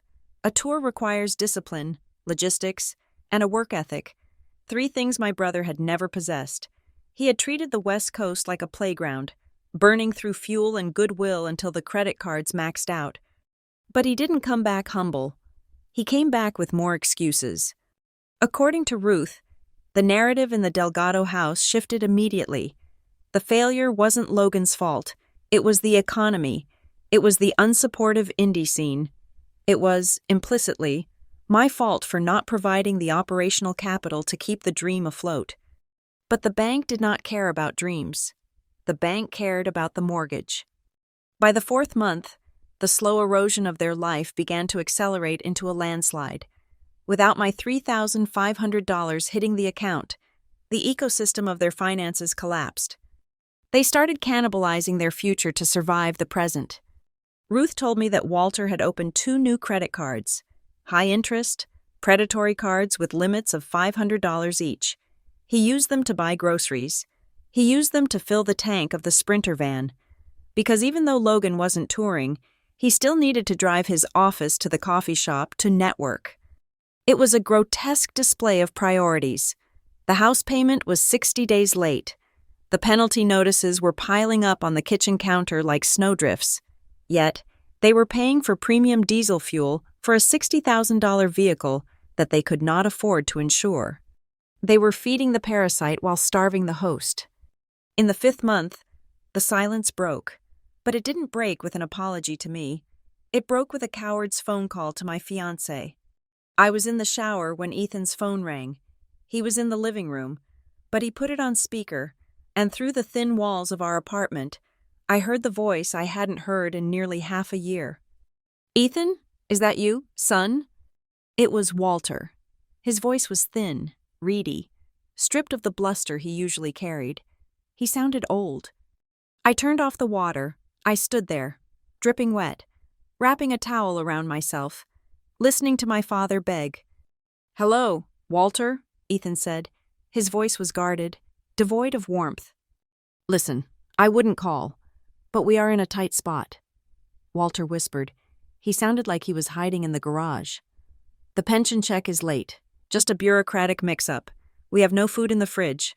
Ethan, Denise is diabetic. She needs her special diet." He paused, waiting for Ethan to fill the silence with sympathy. Ethan stayed silent. "I just need a loan," Walter continued, the desperation leaking into his tone. $500, just for groceries and the water bill. I will pay you back next month. Logan is dropping his album in 3 weeks, and the pre-orders are looking strong. Once that money hits, we will be flush. I gripped the towel tighter. The delusion was absolute. They were facing homelessness, yet he was still banking on the imaginary profits of a garage-recorded album by a man who had never held a job. $500, Ethan repeated slowly. "Yes, please, for the family." "Walter," Ethan said, and his voice was hard as granite. "You have a $60,000 asset parked in your driveway. You have a Mercedes-Benz Sprinter van. It has leather seats and off-road tires. Why are you asking me for $500 when you are sitting on a gold mine?" "We can't sell the van," Walter gasped, sounding horrified. "That is Logan's career. That is the future. You can't ask us to eat the seed corn." "Then starve," Ethan said. "What?" "If you are willing to let your wife go hungry to keep a luxury car for your unemployed son, that is your choice," Ethan said. "But do not call me and ask me to subsidize your delusion. Sell the van. Walter, sell it today, and you will have $50,000 to buy all the groceries you want." "You are heartless," Walter hissed. "You and Elena both. You have been corrupted by money." "No," Ethan said. "We just learned how to count." He hung up. I walked out of the bathroom. Ethan looked at me, his face pale but resolute. He didn't ask if he did the right thing. We both knew that sending them $500 would be like throwing a cup of water onto a house fire. It wouldn't save the structure. It would just steam for a second and evaporate. 2 days later, the liquidation began. It started on the neighborhood app. Next door. Ruth sent me the screenshots. "Urgent moving sale." The headline read, "Must go today. Cash only." There was a photo of the dining room table. It was a solid oak table, seating 8, with hand-carved legs. I stared at the photo, and a memory surfaced. 3 years ago, I had sent them $4,000 for emergency roof repairs. They never fixed the roof. A week later, that table had appeared in the dining room. Denise had told me she found it at a thrift store. Now, seeing it listed for $300, I realized I was looking at my own money being recycled for pennies on the dollar. Next came the television, a 65-inch flat screen. Barely used, smart TV, $400. Then the lawnmower, then the patio set. My mother was dismantling their home piece by piece. She was stripping the carcass of their lifestyle to feed the debt, but she still refused to touch the one thing that mattered. The van remained in the driveway, untouched, gleaming, protected like a holy relic while the house around it was stripped bare. I didn't feel happy seeing those photos. I didn't feel a surge of vengeful glee. I felt a profound, quiet acceptance. It was like watching a forest fire burn through dead wood. It was destructive, yes, but it was also clearing the ground. They were finally experiencing the true cost of their life. For decades, they had lived on a subsidy called Elena. Now, they were living on the market rate. The end came on a Tuesday, exactly 30 days after the bank's final warning letter. Ruth texted me at 10 in the morning. "The sheriff is here. They are serving the eviction notice. They have 24 hours to vacate the premises. The bank has foreclosed." I sat at my kitchen table in Seattle, watching the rain streak the window. I tried to imagine the scene. I tried to imagine Denise screaming at the deputy. I tried to imagine Walter standing there, wringing his hands, looking for someone to blame. But the real twist, the moment that turned this tragedy into a farce, happened 2 hours later. Ruth called me. She never called. She only texted. "Elena," she said, her voice shaking slightly. "You need to know what just happened." "Did they leave?" I asked. "Logan left," she said. I paused. "What do you mean?" "The deputy gave them until tomorrow morning to get their personal effects out," Ruth explained. Denise was crying. She was telling Logan that they needed to pack the van. She said they could all sleep in the van for a few weeks until they found a rental. She was planning to load the boxes into the back. And Logan said no. I felt the air leave the room. He said no? "He told them there wasn't room," Ruth said. "He said the back of the van was full of his sound equipment and his guitars. He said he couldn't risk damaging his gear by stacking furniture on top of it. He said, Elena, he said he had a vibe to catch in California." "He left them?" "He packed 2 duffel bags of his own clothes," Ruth said. "He got in the driver's seat. Denise was standing on the lawn, holding a box of kitchenware. She was begging him, Elena. She was grabbing the door handle. She said, 'Where are we supposed to go?' What did he say?" "He said, 'You guys will figure it out. You always do.' And then he drove away." I closed my eyes. The irony was so sharp it could cut glass. They had stolen $25,000 from me to buy that van. They had sacrificed their relationship with their daughter to secure that van. They had lost their home because they prioritized the payments on that van. And in the end, the van drove away, driven by the son they worshipped, leaving them standing on the curb with nothing but a box of spoons and a foreclosure notice. "Where are they now?" I asked. "They are sitting on the front steps," Ruth said. "The house is locked. The deputy put a seal on the door. They are calling people. I can hear Denise yelling into the phone." "Who is she calling?" "Everyone. Cousins. Second cousins. People she hasn't spoken to in 10 years. "Is anyone helping?" "No," Ruth said. "The story about the wedding fund. It got around. Elena, I made sure of it. But even without me, people talk. They know what they did to you. Cousin Sarah told them she didn't have room. Uncle Mike didn't answer. They have burned every bridge they ever built." "Are you going to help them?" I asked. There was a long silence on the other end of the line. "I brought them 2 sandwiches and a bottle of water," Ruth said. "I left it on the sidewalk, but I didn't unlock my door. I can't let them in. Elena, if I let them in, they will never leave. They are drowning, and I am not a strong enough swimmer to keep them up." "I know," I said. "I know the feeling." I hung up the phone. I sat there for a long time. I thought I would cry. I thought the image of my parents, homeless and abandoned by their golden child, would break something inside me. I waited for the tears. I waited for the guilt to rush back in, telling me to send money, to book them a motel, to fix it one last time. But the tears didn't come.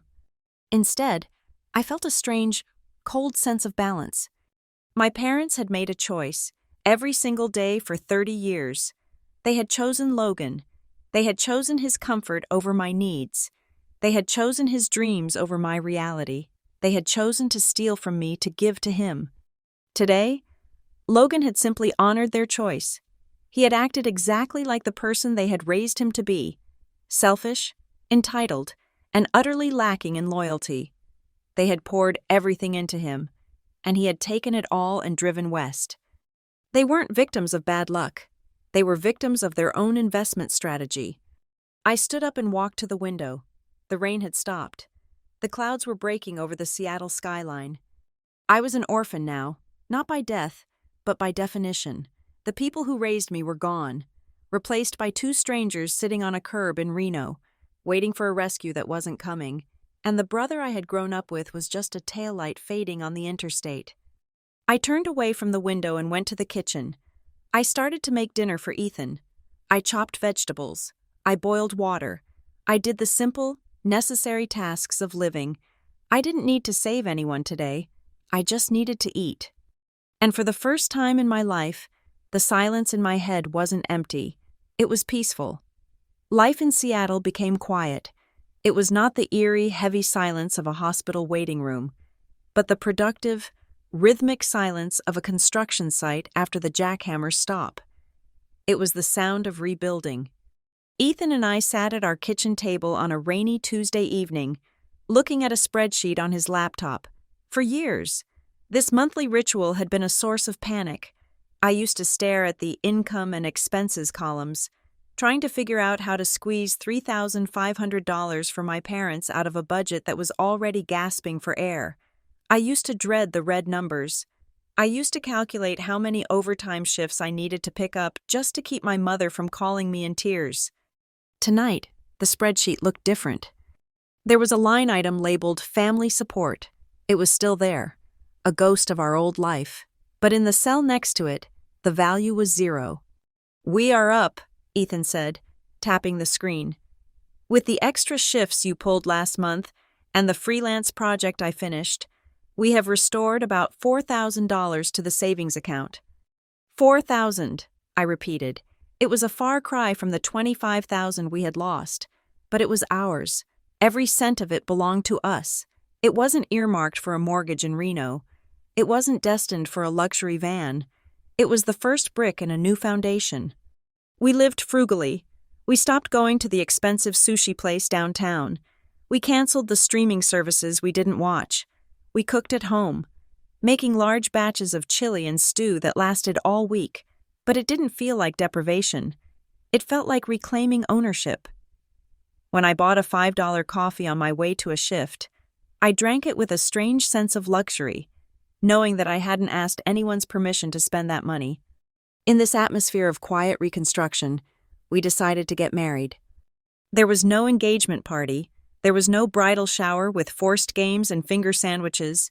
We didn't want the noise. We went to the Seattle Municipal Court on a Wednesday morning.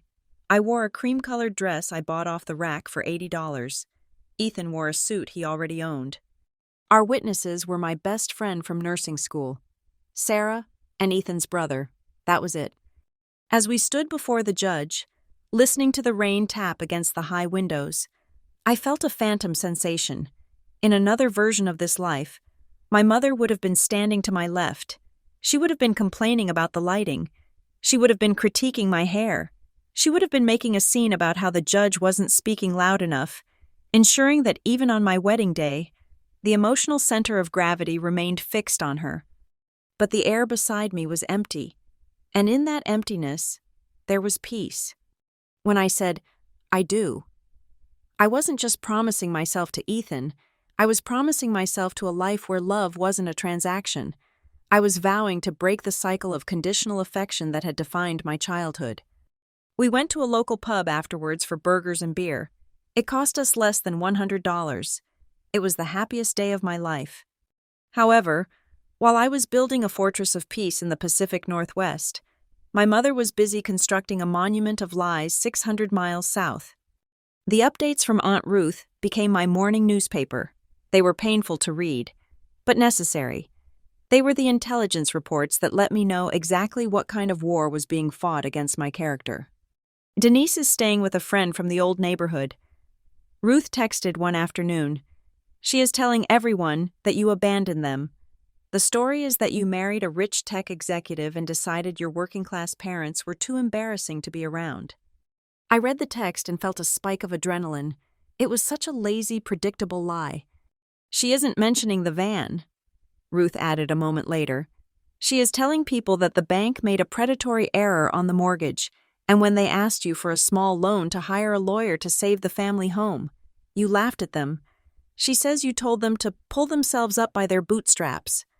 She is quoting me? I said aloud to the empty room. I never used that phrase in my life. It was brilliant, in a twisted way. Denise knew that bootstraps was a trigger word. She was painting me not just as an ungrateful daughter, but as a class traitor. She was weaponizing the economic anxiety of her social circle to turn them against me. She was the victim of big banks and a heartless, wealthy child. Ruth sent another message, this one longer. I was at the grocery store.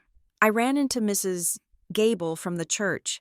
She grabbed my arm and asked if it was true that you let Walter go without his heart medication so you could buy a designer wedding dress. Denise told her the wedding cost $50,000. I looked down at my $80 dress hanging in the closet. I thought about the burger I ate at the pub. This is insane, Ethan said when I showed him the messages that night. Elena, this is slander. She is destroying your reputation. People we grew up with, people who knew you as a kid, they believe this? Of course they believe it, I said, staring at the ceiling. Because she is crying when she tells them, and I am not there to defend myself. Then we need to defend you, Ethan argued, sitting up. We should post the receipts, put the bank transfer on Facebook, post the picture of the van, write a status update explaining exactly where the $25,000 went. If you stay silent, her version becomes the history. I considered it. I imagined typing out the post. I imagined the vindication of showing the world the truth. Here is the wire transfer for the fake surgery. Here is the Mercedes. Here is the text where she admits it. But then I imagined the comment section. I imagined the back and forth. I imagined Denise replying, escalating, dragging me down into the mud with her. She would thrive in that chaos. She would turn it into a public spectacle, and even if I won the argument, I would lose my peace. No, I said, not yet. Why? She is lying about us. Because right now, she is just a woman complaining. I explained. If I attack her publicly, I look defensive, I look guilty, and more importantly, Ethan, I look engaged. I don't want to be engaged. I want to be gone. I realized something profound in those weeks. Whoever tells the story first gets the advantage of sympathy. Yes, but whoever holds the evidence gets the advantage of the final word. I let her talk. I let her spin her web. I let her paint me as the villain, because I knew that eventually she would need something from me again. And when that day came, I wouldn't need to argue on Facebook. I would just need to open my file folder. I wasn't just relying on my own stoicism, though I needed help. I started seeing a therapist named Dr. Evans, a woman with gray hair and a no-nonsense attitude who specialized in family trauma. You speak about your family like you are describing a triage situation, Dr. Evans observed during our third session. I am a nurse, I said. It is how I think. In triage, she asked, what do you do with a patient who is already gone? You move on, I said instantly. You focus on the patients who can be saved. And who is the patient who can be saved in this scenario? I looked at my hands. I am. Exactly, she said. You are treating your guilt like a symptom. Elena, you feel guilty because you have been conditioned to believe that your parents' survival is your physiological function. Like you are their lungs. But you are not their lungs. You are a separate organism. We spent hours dissecting the difference between responsibility and manipulation. I realized that my generosity over the years hadn't been generosity at all. It had been a ransom payment. I was paying them to love me.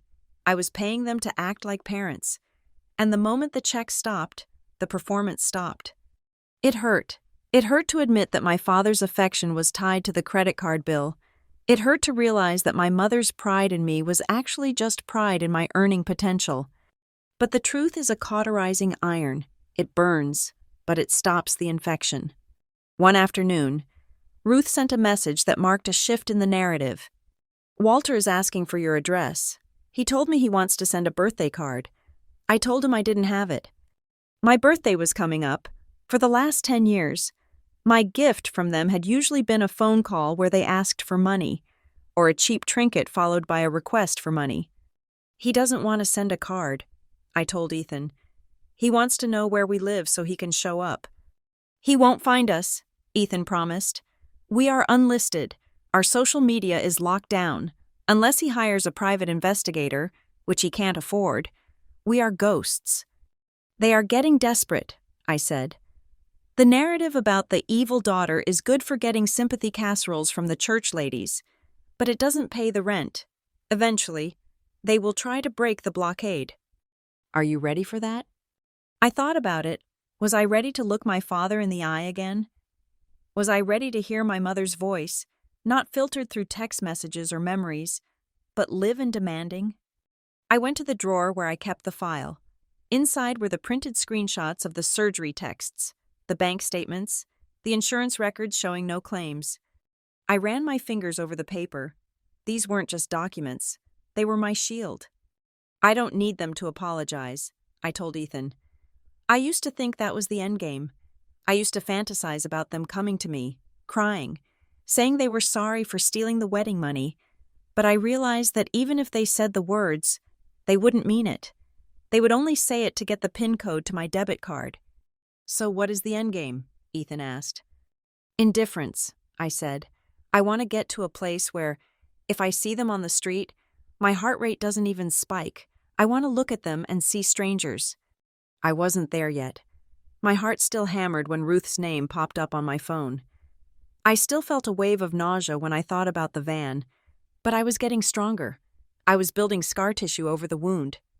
The rumors in Reno continued to swirl. I heard through Ruth that Denise had escalated her story, now claiming that I had convinced Logan to leave them, poisoning his mind against his parents. She had managed to turn their abandonment by their golden child into another crime committed by the scapegoat. I let it slide. I let it go. I focused on my patients. I focused on Ethan. I focused on the quiet, simple joy of paying my own electric bill and knowing the lights would stay on. I was rebuilding my life on a foundation of truth. And if my parents wanted to build their shelter out of lies, that was fine. But I knew something about structures built on lies. They don't have a foundation, and sooner or later, the wind blows. And the wind was coming. I could feel it. The final confrontation wasn't going to be a battle I sought out, but it was one I would finish. I was no longer the daughter who could be guilt-tripped into submission.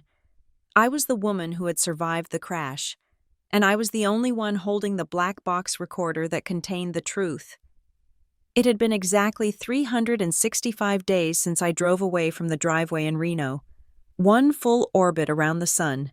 In that time, I had not spoken a single word to my parents. I had not sent a birthday card. I had not liked a Facebook post. I had become a ghost in their lives, a silence where a daughter used to be. I thought silence was the ultimate shield. I thought that if I removed myself from the equation, the drama would die of starvation.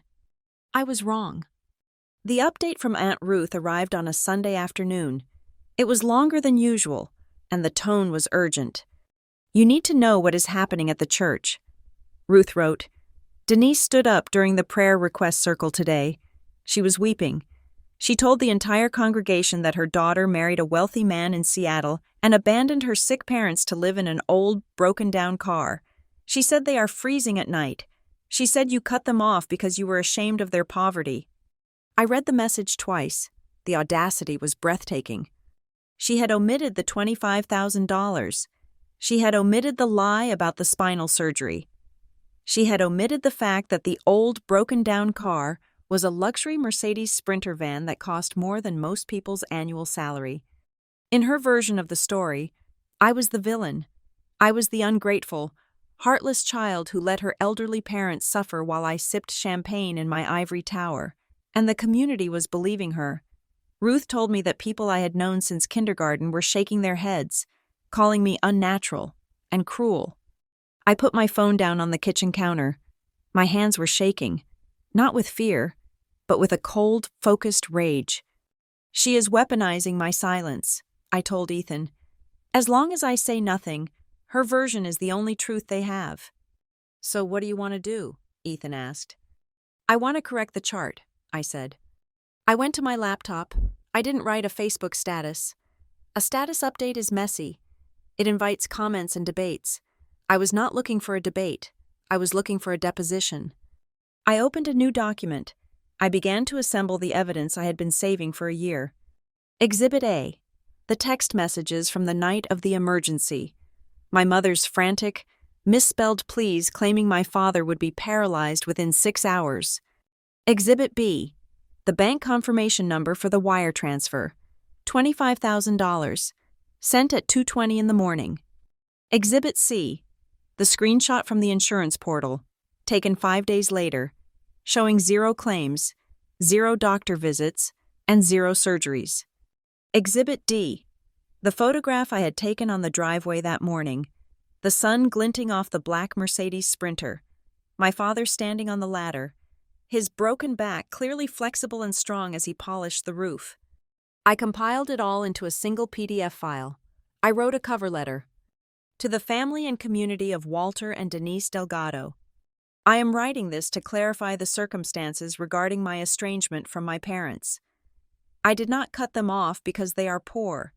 I did not abandon them because I am ashamed. I ended my financial support because on October 12th of last year, I was told my father needed emergency spinal surgery to avoid permanent paralysis. I sent $25,000 of my own savings, my wedding fund, to save him. There was no surgery. The money was used to purchase the Mercedes Sprinter van that they are currently living in. When I discovered the fraud, I stopped paying their mortgage and bills. Their current situation is the direct result of their own financial decisions. I am not asking for the money back. I am simply asking for the truth to be known. Sincerely, Elena. I didn't scream. I didn't use insults. I simply laid out the timeline of the heist. With Ruth's help, I gathered the email addresses of the church elders, the pastor, and the key family matriarchs, the aunts and cousins who acted as the information hubs of the family. I also printed 10 physical copies and mailed them to the older relatives who didn't use the internet. I hit send. It was a surgical strike. I dropped a truth bomb right into the center of their sanctuary, and then I stepped back to watch the dust settle. The reaction was slow at first, and then it was an avalanche. Ruth reported that the atmosphere at the next Sunday service was icy. When Denise tried to start her usual monologue about her suffering, the pastor gently interrupted her. He asked her, in front of everyone, about the van. He asked if it was true that the vehicle was purchased with money solicited for a medical procedure.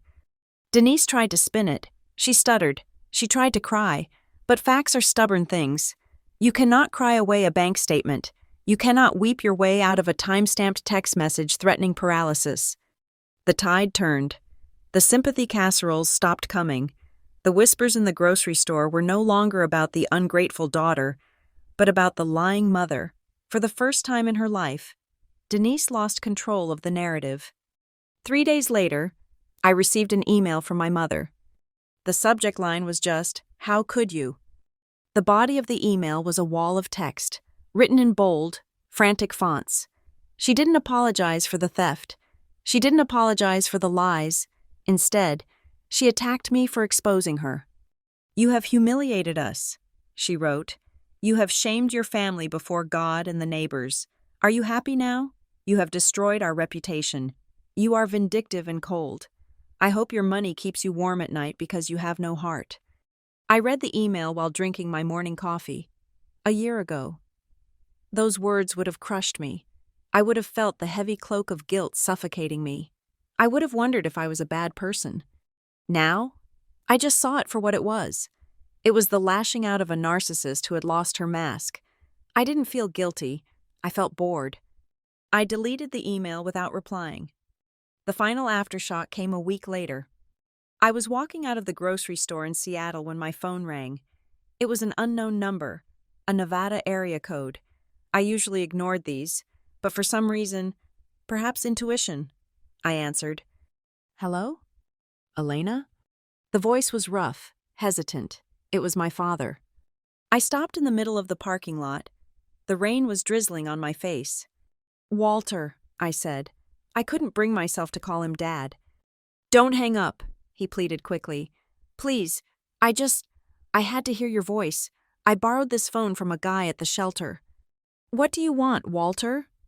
I miss you, he said, and his voice cracked. It sounded genuine.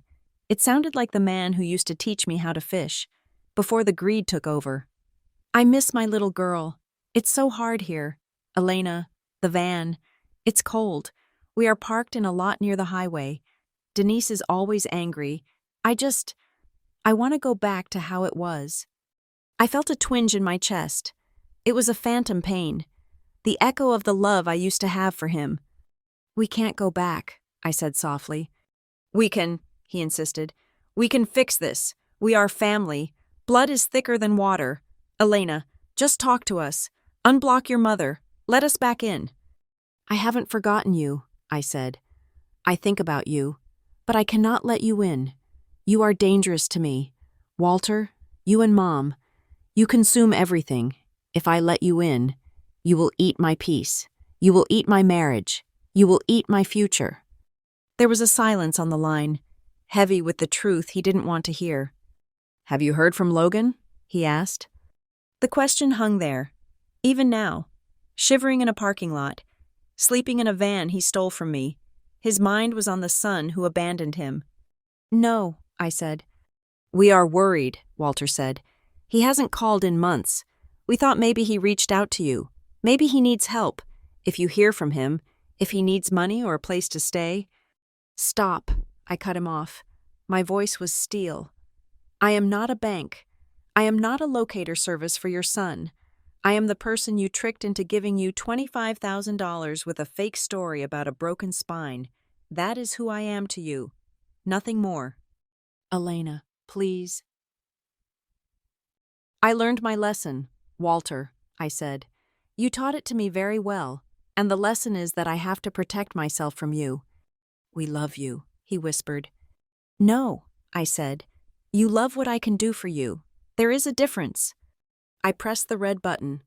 The call ended. I stood there in the rain for a moment, looking at the gray sky. I waited for the sadness to knock me down, but it didn't. Instead, I felt a sense of finality. It was like closing a heavy book after reading the last page. The story was tragic. Yes, but it was finished. I drove home to the apartment I shared with Ethan. I walked out onto our small balcony. The city of Seattle was spread out before me, a grid of lights glowing in the mist. I could hear the distant hum of traffic, the sound of a city that was alive and moving forward. I thought about my parents, sitting in their cold van in a parking lot in Reno, telling themselves stories about why the world had been unfair to them. I thought about Logan, driving somewhere in California, chasing a dream that would never pay the bills. They were trapped in a cycle of their own making. But I was here. I was standing on a balcony paid for with honest money. I was married to a man who told me the truth. I had a job where I saved real lives, not fake ones. I took a deep breath of the cool, damp air. I wasn't a victim anymore. I wasn't a survivor. I was just Elena. And for the first time in 32 years, that was enough. The bank of Elena was closed. The daughter they knew was gone. But the woman standing on the balcony, she was just getting started. Thank you so much for listening to this story. I would love to know where you are tuning in from. So please drop your location in the comments below. Let's see how far this story has traveled. If you enjoyed this journey, please subscribe to the Lila Revenge Stories channel, like this video, and smash that hype button so we can share this story with even more people.